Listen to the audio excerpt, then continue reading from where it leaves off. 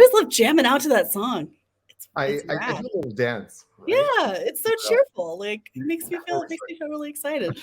All right, well, I'm going to go ahead and navigate over here to the comment section so that we can make sure that we're checking out on folks. But welcome to our very first temperature check on Thursday. What we've decided to do here at Proposal Industry Experts is bring you some more live sessions every week and month so that we can just have kind of ad hoc conversations about how the proposal industry is going. So Ben, I don't know if for the new folks, do you want to introduce yourself, and then I'll introduce myself, and then we can be off to the races. Whoa, pie pastry chef. I love your new title. Anyways, my name is Ben Klein. I'm one of the co-founders at Pi. I've taken on the title of recipe officer here. So I look after process and infrastructure and what makes our community tick in the background. I guess I'm the skeleton to our organization. I don't know what that makes me. And you're the heart and soul. Well, the heart and soul. I was going to say the flesh, but that's a little. If you're the skin. Okay, welcome. This is exactly how we have conversations in our real everyday life. So welcome to everybody who is joining us today.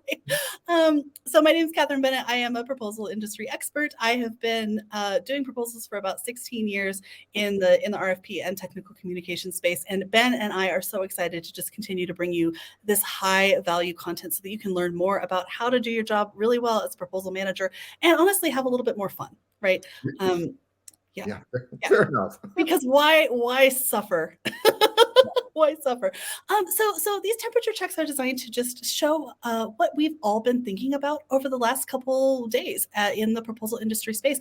And so Ben, you and I have had some conversations about things like not only ChatGPT, but trainings and go-no-goes and oral presentations and shipping bids. And so is there anything that's top of mind for you that you really want to tackle first?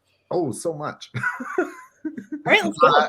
I saw your post on LinkedIn and in the community about the BSI standards. So I highly recommend that anyone go look up the proposal standard draft presented by BSI. That's the is it the British Standards Institute? It's the British Standard. Yep. Yeah. Anyways, so it's a 42-page document, not a significant read. There's a lot of empty pages that are draft. And I have a lot of thoughts. I need to like really percolate it on and sit on it before I want to talk more about it.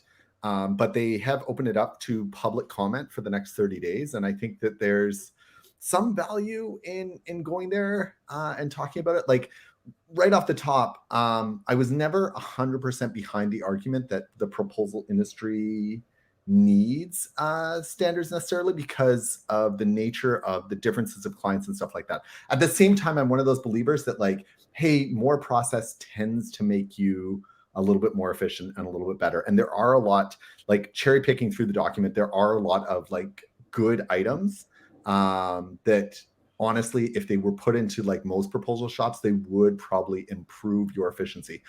There is an underlying assumption in the standard, though, that like by improving efficiency, you automatically improve the end product and you automatically improve your win rate.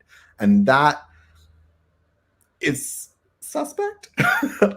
As Catherine knows, you can be in a shop where you churn out a lot of crap. But I know what you're talking about, but I've built very efficient trash factories throughout my career. It's been a theme. Yeah. Even like the funny thing is they don't specifically address technology, but scattered throughout the document they talk about technology. They talk about the idea of like centralized repositories that maintain like security and everything like that. But you know, we just had a presentation with Marchin like last month, wasn't it? Mm-hmm. Where he identified that like, no, you don't need to centralize your information now with like new AI tools. Realistically, you can use the entire company's body of knowledge wherever it is to get the information you need. So yeah, like it really has kind of like a backward looking stance on how they approach some of the process. So anyways, I'm gonna have more of a read. We'll probably put some stuff in the community about it, but yeah, right off the bat, that's some of my thoughts for this week. So yeah, I think it's really important, and I'm going to leave this scrolling down at the bottom. We'll put this on our YouTube channel. We'll put snippets of this out, but there's this effort to standardize bid practices. And Ben, I have a very surprising, like I've surprised myself in my own stance on this, because as somebody who's deeply involved in process improvement and who wants to make sure that we've standardized the approach to bids, one thing that I'm really nervous about is assuming that all bids are the same. Because Mhm. what we see in different industries, and I used to hate hearing this, and now I acknowledge that it is absolutely 100% true, is that different industries and different companies have to adopt different practices because bids are different across the board in a number of verticals, right? And so what I'm really nervous about is saying, like, well, this is the best way to do a bid, but are we considering commercial bids? Are we considering SLED efforts? And so what I think needs to happen is that these standards and kind of guidelines that are being promulgated need to be general enough that it's easy for us to administer them based on like a customized approach. And that's like the only hesitance that I have here, is that we need to make sure that they're general enough that they're not prescribing specific steps like color reviews or, a P-win or a go no go that has a specific prescription like that. So I don't know. Does that resonate with you too? Yeah, 100% it does. And it's not just even different industries, it's different regions, right? Like I support global bids. I'm sure there are a lot of proposal managers out there who do support global, and they know that they can't bid the same way in each country, and that the output Yeah. is different, and like the review processes aren't necessarily the same because of that those differences, right? Like, anyways, yeah, just stuff. So I promise I'm gonna have a longer read on this document and really kind of sit with it in my thoughts over the weekend. Yeah. And from there, I'm probably going to come back and ask the really smart people at proposal industry experts. Like our community has some super geniuses who like just look at things in a much different way than I do about this and get their thoughts on it.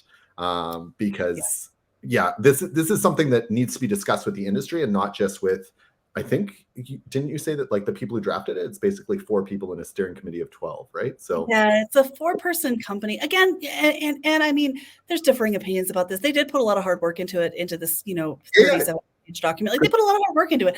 And I'm always curious about who's telling us how we should do our work and who's represented in that. And I'm not sure that the representation is like I'm just not sure. I don't know who it is that's telling me how to do my work, and then I get a little cranky when that's when that's the case, because I'm that kind of person. sure. Anyway, so what I would encourage y'all to do, if you have questions or comments or words of wisdom about this, is that we do have this post, the draft for the global standard proposal process, because we believe, and APMP has kind of teased the fact that this is probably going to be the foundation for the ISO standard that comes out, which is an international standard on how to do proposals, which would, I believe, tie in with like the business and sales and marketing standards that exist.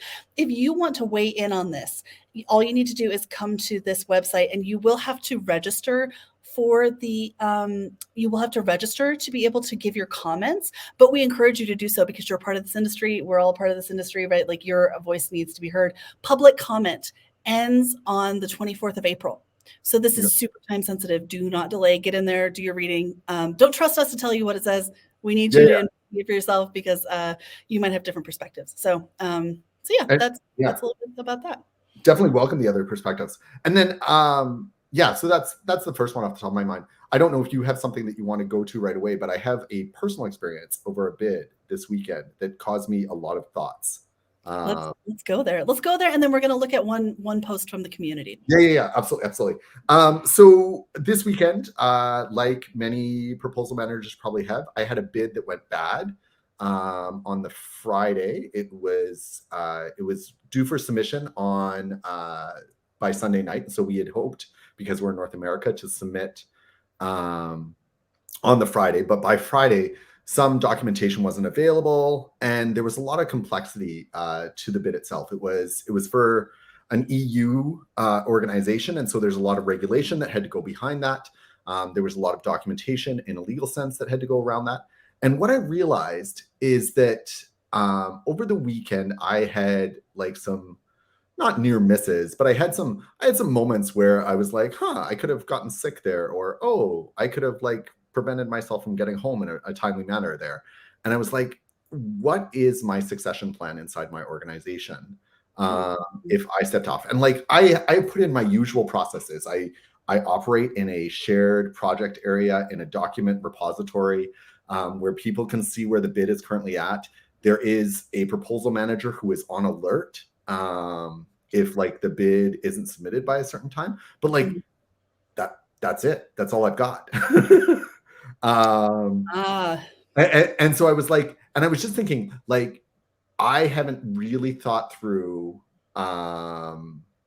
in some of my organizations, and I really want to query some of the other people who work in like smaller shops. Like, is this true of you as well? Or even in larger shops where you do have shared resources with other proposal managers, like how are you helping create situations where someone else can just take over your bid so that I don't have to be like the one who's like there have been many times over my 11 years in this company or in this business where I have been sick or not feeling well, and I just had to like push through because the bid has to go out before it's due and stuff like that. And that's a strain on me. And I'm just like, could this be more easily managed? One, by just better processes, but we all know that things go wrong. And two, by like creating better methods of communication about the complexity inside of bids. Like if someone had, even those proposal managers who are on alert, if they went to my compliance matrix and saw like these 2 items are still outstanding, that wouldn't have encompassed all the action items that they would need to take once one of those items was delivered. Like they would have had to go through and like edit a number of the legal documents to reference this new document that we were waiting on. And that like that minor complexity just wasn't communicated in my compliance matrix. And I'm like, outside of like writing War and Peace inside of my initial documentation, like, you know, I was really thinking about like best practices for this. And I'm kind of stumbling because I realized that I've been in this business for a long time and I haven't done so. And so it's something I really want to talk to the community about, because I bet you there are a lot of smart people who, again, have solved this issue. So. Yeah, part of the way that we think about that for major bids, and what I've kind of done in the past, is that you've got a buddy who's coming along with you. If it's something that like, if it's one of the larger endeavors that we're currently doing, we'll have somebody who's attending all the kickoff meetings. Also, one very underutilized but very, very obvious solution, in my opinion, is meeting recordings. And what I have found is that people don't use information unless it's easy to access. So even if you're like, oh, I put it in a folder or I put it in some directory or something like that, it's very hard for people to be like, oh, I'm going to go watch that meeting recording. But so how I get that information to folks who are out there that are trying to stay abreast of what's going on with the conversation is that I'll just put it in the Slack toolbar, or I think probably Teams allows you to also pin stuff to toolbars so that they can like click on the most recent meeting recording and if they feel like that's useful to them. And also I provide transcripts of all the meetings too. So if they prefer to read, if they prefer to watch, like the transcripts record automatically on Google, which is spectacular. So yeah. These are good tips. I will certainly reach out to the community and I'll see what other people are doing. It's a problem I want to solve. Yeah, I know. And I'm really curious, like if anybody who's watching has anything that they'd like to say, we can bring your comment up here on stage. What I do want to say here is we've got Carrie who's watching. Everybody should have a voice. You can add comments per section for that British Standards Institute document. So we can circle back to that in just a second. And Carrie has graciously provided the link directly into the comments here for us because we're not able to do that here from this platform. So if you need to be able to access this and you're watching the recording, you can look in the comments of this LinkedIn presentation and grab that link as well. We will be talking about this in a lot more detail over the next week or so after both of us spend more time reading the document, but we did not have time to dive into it as much as we'd like before today's presentation. So yeah, if anybody else has any thoughts about how to make that backup plan really airtight, because I've had situations like that too, where somebody else came in and as much as they had been briefed and as much as they had gotten all the information, they still kind of dropped the ball. And something went wrong with me. And it, having that single point of failure is really like not the best way to do things, but there's subtleties, right? There certainly is. And it's funny because, of course, the single point of failure is actually mentioned in the BSI document. About right. Maybe maybe I endorse it after all. Maybe it was like begrudgingly, but I will. What I do want to say here, so yeah, let us know in the community. Ben's going to put a post in there about that, I assume, or is there one already? Yeah, I'm putting a post in there. Yeah. Rad. Okay. So leave your comments. Let Ben know what you think about how you've been successful or how you haven't, like what to avoid, what to do. What I do want to do is point out this really great post. So what we're going to do during these conversations is we're going to bring in posts from the actual community. Nothing that's sensitive or like divulges company information. But just some interesting topics that we're finding that people are bringing forth, and like see what folks think. One of the ones that I really love here that Meredith put forward, and this is from a couple weeks ago, but it's about co-branding proposals and how sales org members want us to use the company, like the prospects logo, their colors, their fonts, and their branding to deliver the proposal. And like sales is really pushing for that. And she's not sure if that's good proposal practice. And so I would love it. Again, if you want to check this out, you can look here into the recipes part of the community. If you haven't been part of the community yet, just join us at proposalindustryexperts.com. You can make that happen here. But let's talk about it. Let's talk about co-branding proposals. Like, is that something that's worked out for you? Do you think it makes a difference? Like, what do you think, Ben? Oh, okay. Secretly, I'm on the side that I like the idea of co-branding unless it's specifically disallowed. so sometimes in the proposal, they'll be like, you cannot use company X logo, or any like this, responding to this proposal does not give you any implicit right to like use their imagery, right? And stuff like that. In which case, then no, I don't. And then I currently work with a really experienced and senior proposal manager, and she tells a tale of a time that she co-branded. They didn't explicitly say that you couldn't use the logo, and she did, and they got sued. So not only did they get DQ'd, but they got sued for use of the copyright image. Wow. Okay, like how much? Was it like a multi-million-dollar lawsuit? Like what was the scope of the consequence? It is one of the big companies out there. So it was a lot of money that they stood to lose. A lot. I would assume, because then their immediate response was that like, no, we no longer do this in proposal processes ever again. But having said that, I've talked to marketers and they're like, yeah, of course the company wants to see their own name. And like, what do we do in the executive summary? The first thing we do is like identify with the customer, right? Like the cover letter or the executive summary, everything is about like, how do we reach across the aisle and make you look like you've been heard, right? And I feel like an image that shows like that we know something about them. Like I used to put on proposals, I would find like some piece of infrastructure, which they're really famous for, like one of their signs in a prominent place, and I would put it on the cover page and stuff like that. And I would say, this is our response to you. And then put their image right in big shining lights and stuff like that. Yeah. How about you, Catherine? Like, talk to me. Where's your experience on this?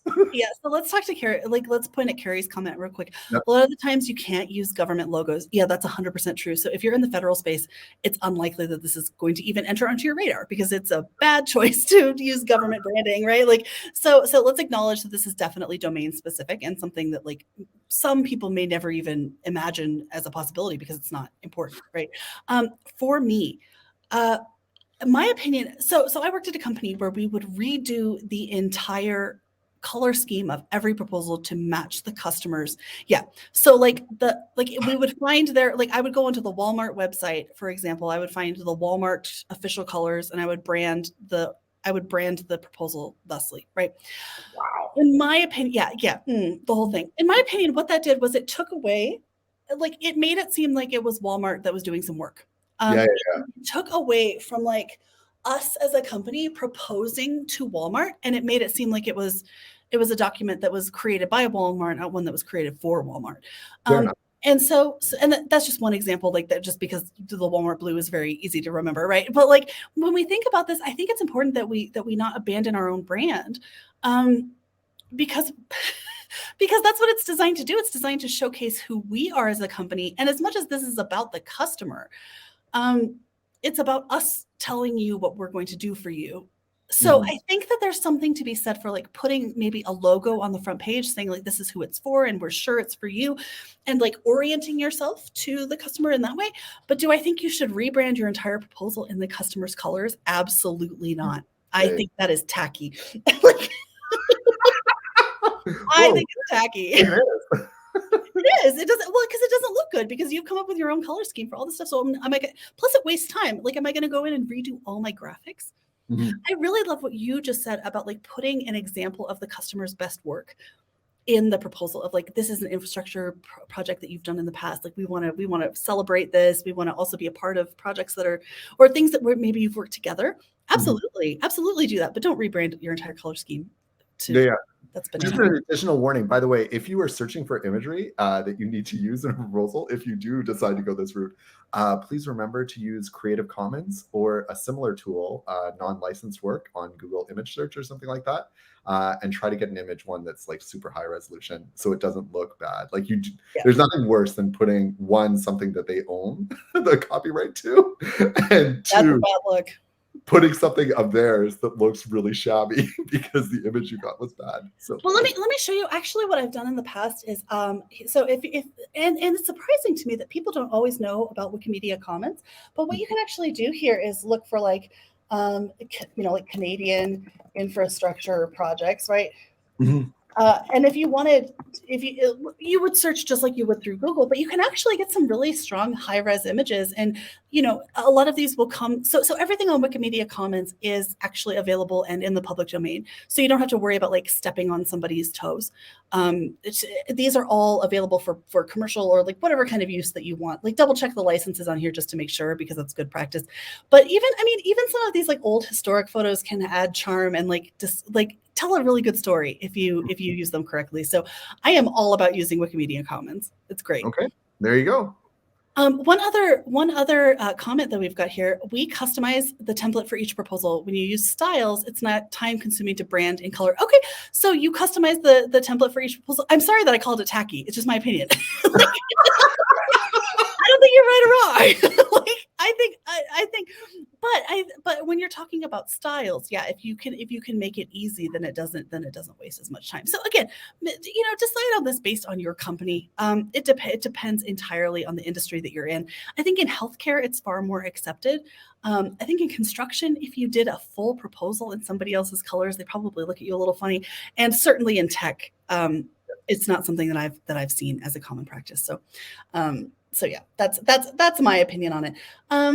I briefly you're right. You made a comment about industry. Honestly, so design firms, for example, almost every proposal is like bespoke and customized almost entirely to the customer. It's like 80% customer, 20% you. So yeah, and I'm no longer in that business because honestly, it's just hard. It's hard. Like every proposal is a massive project because like everything has to be designed from beginning to end. So absolutely. Next, and we've only got 30 minutes. We're making this rapid fire, but I want to do one other real quick post from the community. So co-branding, we have no conclusion. It depends on your industry. It depends on what you want to do. Obviously, we've got some users who are saying like, that's absolutely industry standard. We're saying like, maybe not. I don't do it very frequently, but like, don't let your sales team pressure you into doing it if you don't think it's appropriate for the customer, is where I think we're going to land on that, right? Yeah. Okay. This one from Javier. Did the open letter to pause AI developments change your perspective on what's going on? And if you're not familiar with this, there was a letter from all these tech leaders recently that came out, like people like Elon Musk and like these high level, I don't even know the rest of these people's names, but like high level, shows you how much I value their input. Bill Gates.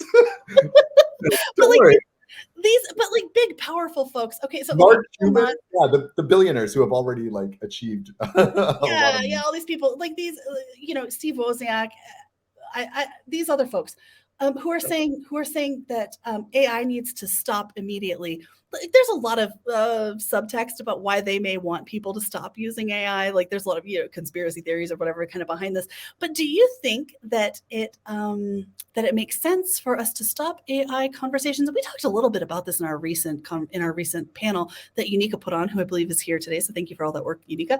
But do you think it's worth us like abandoning our AI pursuits for 6 months while these people say we should put it on pause, or like are we good to go full steam ahead? So yeah, thoughts. The conversation about that, like the discussion around that, should have happened in GPT-1. It should have happened a long time ago.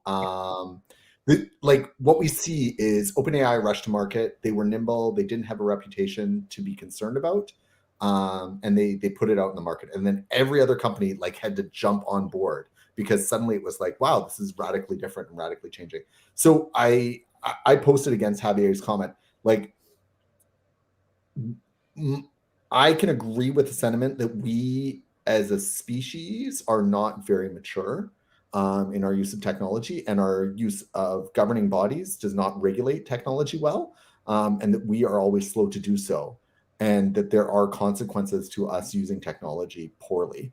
I can agree with all of those sentiments. I can also agree with like the fear of like these replacing jobs and like this being another tractor situation, displacing massive amounts of workforce. Like I get that. And at the same time, they have not created a good solution in their letter. Like there is nothing that's like, what are we going to do in 6 months that's really going to solve anything? And honestly, we're only addressing the US market with this letter. See, I've read it very cursory, like I took a very cursory glance on it, but it's North American centric and like US centric. Yeah. So what does that mean for every other country? Like, does that push AI developers abroad? Like they aren't going to want to stop. Like, great, Yeah. I'm going to set up an LLC in Barbados and like continue my work. And sure, my servers are stored on North American soil, but what? Like, I'm going to continue. I'm going to continue developing somewhere else. Like the thing is, the cat's out of the bag, and I know there's a lot of geocentric AI racism going on, like the idea, oh, we've got to beat China to the punch and stuff like that. Moon race. It's the new moon race, right? Yeah, more moon race. So I hear it, but yeah, I won't even go into like the disingenuousness of like billionaires who have been operating off of automation for a long time, saying that we've got to stop. So I'm not opposed to us taking like deep breaths around the use of AI. I'm a little bit worried that you should have had that conversation 10 years ago. Cat's out of the bag. Now we've got to come up with another method of like trying to put equity and inclusion into these tools, rather than halting. So one of the big problems with this significant round of layoffs that came earlier in the year in the tech sector, I read a statistic yesterday that alarmed me tremendously. 45% of the people who were laid off in this most recent round were women, which is really alarming because only about like a fifth of the tech workforce is female.